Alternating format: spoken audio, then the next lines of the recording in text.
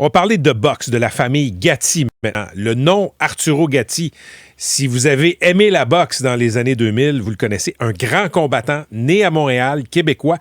Il est mort dans des circonstances nébuleuses en 2009 au Brésil. Suicide, meurtre, ça n'a jamais vraiment été élucidé. Et là, au mois d'octobre passé, son fils, Arturo Gatti Jr. au Mexique, décédé dans des circonstances tout aussi nébuleuses. Jérémy Filosa, notre collègue du service des sports ici à Cogeco, a fait équipe avec Carl Marchand de Cogeco Nouvelles pour essayer d'avoir des détails là-dessus. Carl est en studio. Salut, Carl. Salut, Patrick. OK, l'enquête est toujours en cours. Ce que tu peux confirmer maintenant, il est mort au Mexique, le jeune Gatti, là, c'est que c'est une enquête pour meurtre. Exactement. On a obtenu une copie du certificat de décès d'Arturo Gatti et on y indique que la cause du décès, c'est asphyxie par étranglement, selon le document officiel. Donc, on considère qu'il s'agit d'une agression et on écarte la thèse de blessures qui auraient été auto-infligées par le jeune homme. Il y a plein de thèses qui ont circulé, là, mais c'est pas un geste volontaire. Alors, Arturo Junior était au Mexique depuis environ un an avec sa mère. Il vivait avec Amanda Rodriguez dans un condo du secteur touristique à Cancun. Il avait déjà commencé son rêve de suivre les pas de son père dans la boxe. C'est un boxeur amateur et il allait faire le saut chez les professionnels à 18 ans. Mais là, il a été retrouvé mort le 6 octobre aux alentours de l'heure du midi. Et donc, ces conclusions-là du certificat de décès et de l'autopsie, d'un meurtre par asphyxie, c'est des conclusions qui sont corroborées par un enquêteur privé, un enquêteur américain, Paul Ciolino. Lui, il avait aidé la famille Gatti en 2009 pour tenter de faire la lumière sur le décès d'Arturo Gatti père. On se rappelle, à l'époque, les autorités avaient d'abord suspecté la conjointe Amanda Rodriguez d'en être responsable pour ensuite conclure à un suicide. Et là, 17 ans plus tard, Paul Ciolino a repris du service pour la famille Gatti encore et s'est rendu au Mexique pour enquêter sur la mort du fils et donc corrobore cette thèse du meurtre. On peut l'écouter.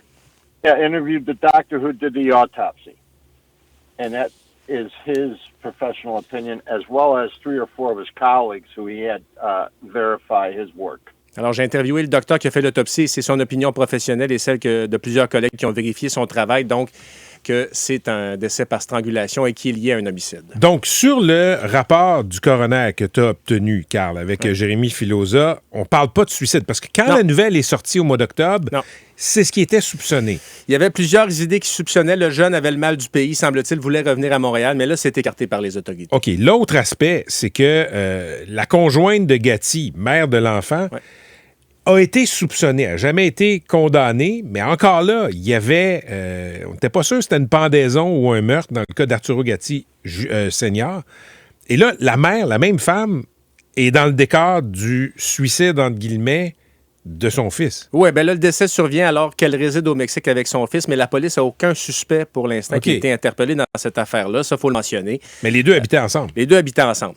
Mais on n'a pas d'indication plus détaillée que ça. Mais ce qu'on a pu apprendre aussi, c'est que la dépouille d'Arturo Gatti Jr. a été enterrée au Mexique. Il y a eu une tentative de le faire incinérer assez rapidement après le décès. Ça a avorté, mais sa dépouille a été enterrée au Mexique. Et d'ailleurs, ça, c'est un des combats de la famille, de rapatrier le corps au pays. Quand tu dis qu'il y a eu tentative de le faire incinérer, puis évidemment, quand tu n'as plus de corps, tu ne peux plus faire d'analyse du corps. Exactement. Qui a voulu le faire incinérer? On n'a pas cette information-là. On pense que c'est la famille proche, mais ça n'a pas eu lieu, cette incinération-là.